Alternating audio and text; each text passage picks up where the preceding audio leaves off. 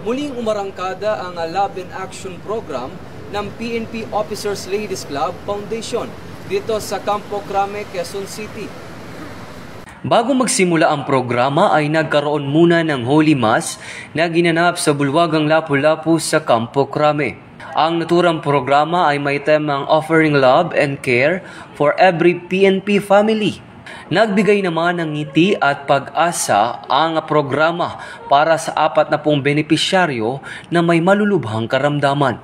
Pinangunahan ng aktibidad ni Acting Chief PNP Police Lieutenant General Jose Melencio Nartates Jr. kasama ang kanyang may bahay na si Mrs. Mary Rose Nartates, ang National Advisor ng PNP OLCFI.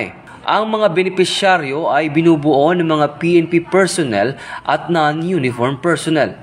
Ang Love in Action ay isang project ng OLC Foundation na tumutulong sa mga may sakit na miyembro ng PNP kasama ng ang kanilang mga dependents. So ito ay hindi lang po dito sa Crame, ito po ay nationwide kasama ng ating ibang regions.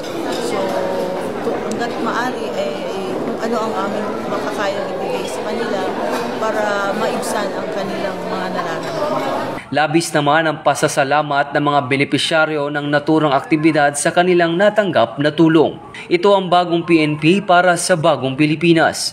Serbisyong mabilis, tapat at nararamdaman. Mula dito sa Campo Crame, akong yung Police News Network correspondent, Patrolman Edwin Baris, alagad ng batas, tagataguyod ng Balitang Pulis.